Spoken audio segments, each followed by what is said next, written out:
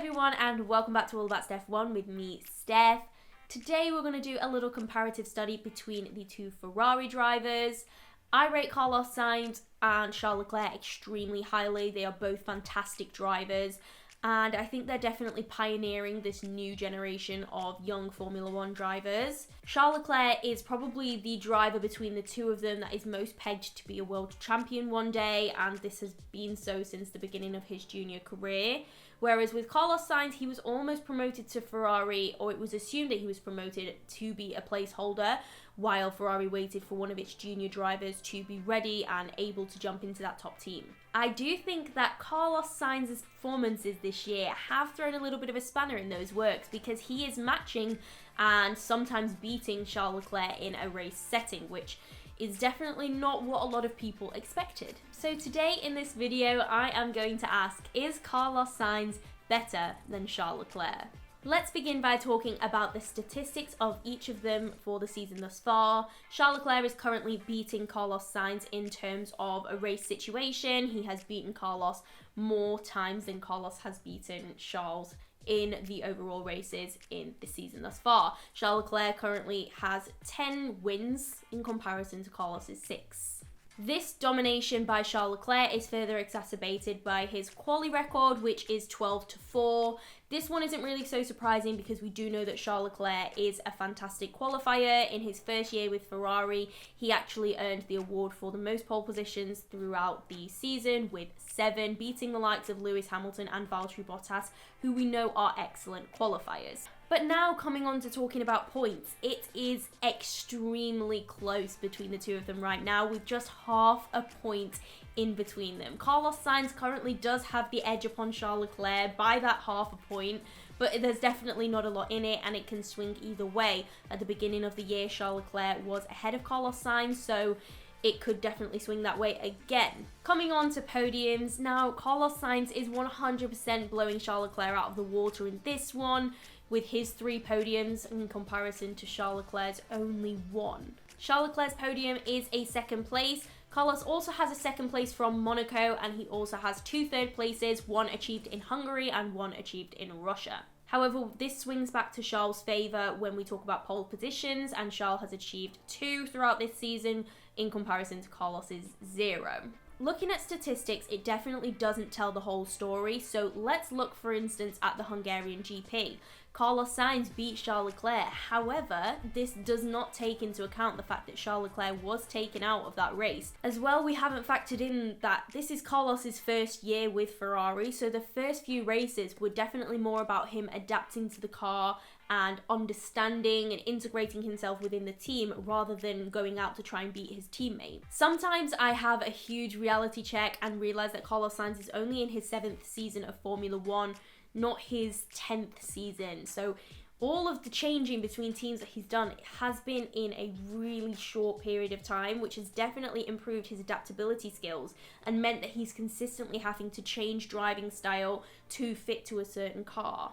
And that is something that I want to pick up on in terms of talking about Carlos's adaptability. It took him about 4 races to warm up to this Ferrari car, to integrate himself within the team, and then Monaco was the 5th race of the season and he was definitely in contention for pole position, the win, and he managed to pick up a podium in the end. Thinking about other drivers that have swapped from teams to teams, Sebastian Vettel comes to mind, Kimi Raikkonen and Sergio Perez, but apart from that, we haven't really seen this much team hopping going on in the Formula 1 paddock. Sebastian Vettel, for example, started off with BMW Sauber, then ended up with Toro Rosso, then went to Red Bull, then went to Ferrari, and is now with Aston Martin. So he's with his 5th team in Formula 1. In comparison, Carlos Sainz is in his 4th team with Formula 1, as he started off with Toro Rosso, went to Renault, went to McLaren, and is now with Ferrari. While I was very aware of Carlos Sainz's ability to get used to a car very quickly, I don't think I necessarily expected him to be so quick and on the ball with Ferrari. Even in those first 4 races, he scored points in 3 of them and was only 2 places off of Charles Leclerc's finishing position. So as I previously said, it took Carlos Sainz about 4 races to properly warm up and be on the level of Charles Leclerc in qualifying and the race. So if hypothetically we take those 4 races out of the comparison, then we end up with a much different outlook as to how Charles and Carlos are comparing to each other over the season. There have been 16 rounds of the season, so if we take away 4, that is 12, and then it is evenly split. 6 to Carlos and 6 to Charles. But this hypothetical is also flawed because it does not factor in the retirements and the did not start of Leclerc.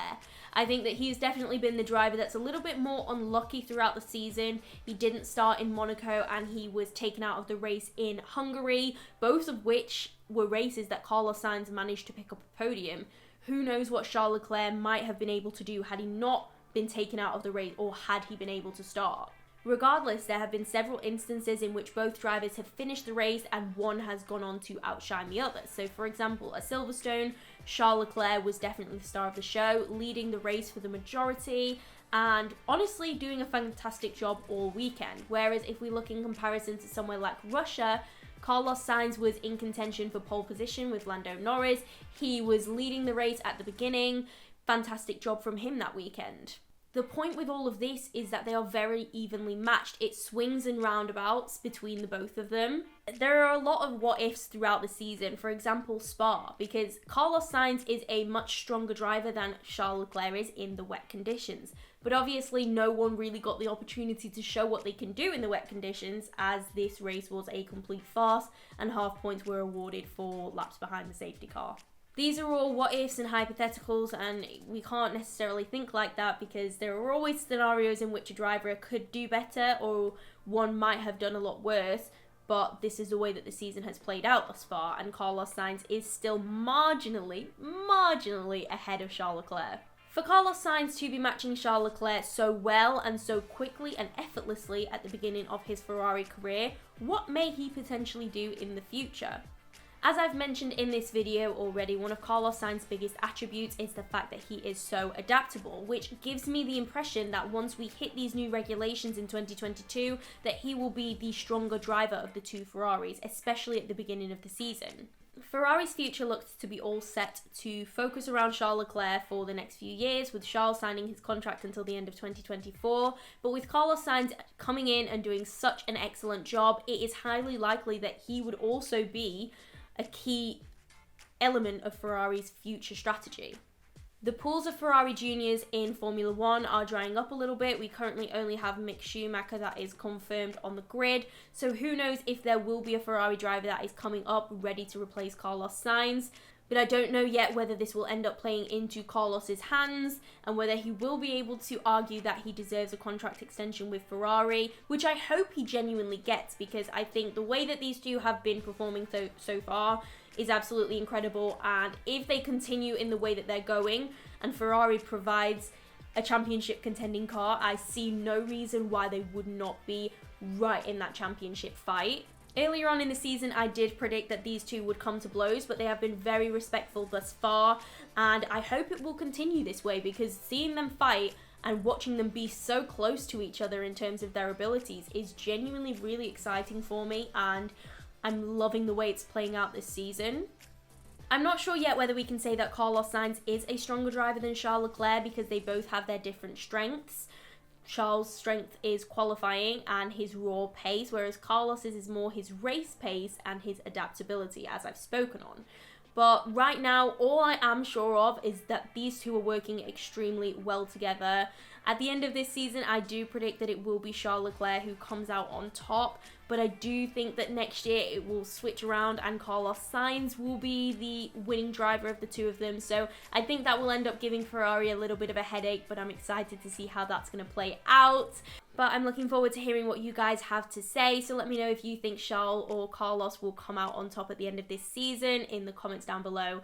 Leave this video a like if you enjoyed it and subscribe down below if you have not already. Thank you all so much for watching, and I will catch you in the next one. Bye!